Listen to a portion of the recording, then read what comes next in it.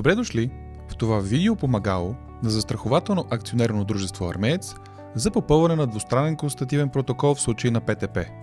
Моля, уверете се, че при инцидента няма пострадали лица, същите притежават валидни свидетелства за управление на МПС и имат съгласие относно обстоятелствата, при които е настъпило събитието.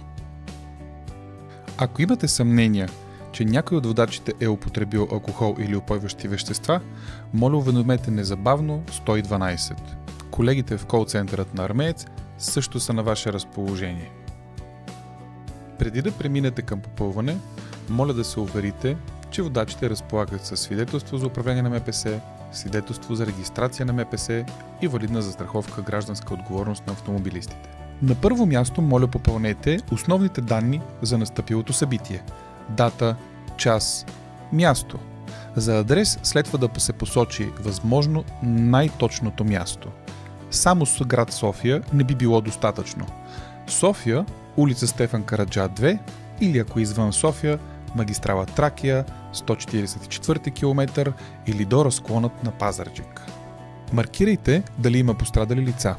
Ако отговорът е да, прекратете попълването и се обадете на телефон 112.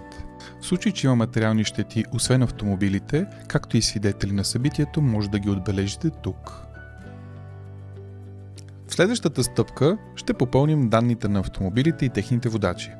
Няма реално значение данните на кой водач ще бъдат попълнени в лявата или в дясната част. Попълнете данните за собствениците на автомобилите в точка 6, след което преминете към данните на съответните превозни средства в точка 7. В случай, че ПТП-то е настъпило с ремарке, в секция МПС моля да посочите данните на теглещият автомобил или влекач, а в секция ремарке – данните на ремаркето.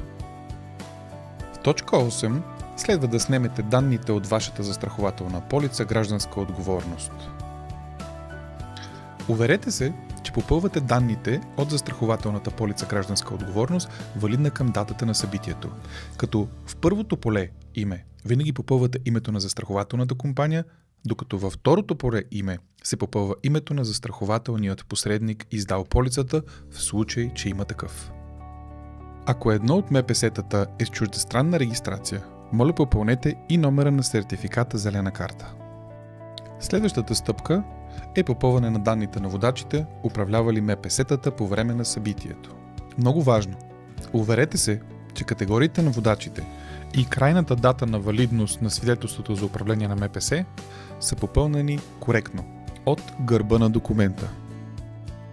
От изключително значение е да попълните контактите на водачите, както телефонните номера, така и електронните им пощи, четливо и коректно. В точка 10 отбележете зоната на видимите увреждания върху скицата на превозното средство, а в точка 11 опишете с думи основните увредени детайли.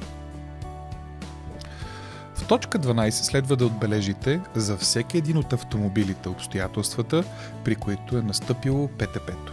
Например, когато двете МПС-та са в движение, когато са в кръстовище, когато МПС А завива наляво, докато МПС Б завива надясно. По-късно ще видите скицата. Отбелязваме за МПС А 13 и 17, за МПС Б 12.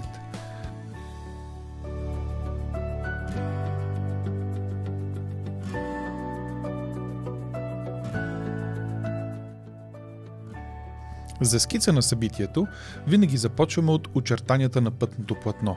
Не забравяме да добавиме маркировката на пътното платно, стига такава да има, след което е много важно да отбележим и да именуваме правилно движещите се обекти и участници в застрахователното събитие, в нашия случай обект А и обект Б, както и техният път на движение. Също така могат да бъдат отбелязани пътни знаци, светофарни уредби и други урегулиращи движението елементи на пътя, които имат отношение към самото събитие. Пешеходни пътеки, знаци, дори автобусна спирка. В точка 15 задължително подпишете протокола.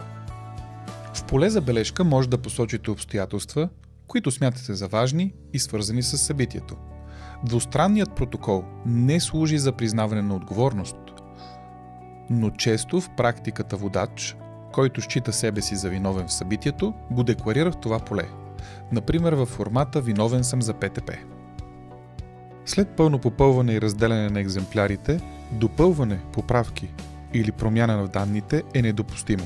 Същото прави документът невалиден.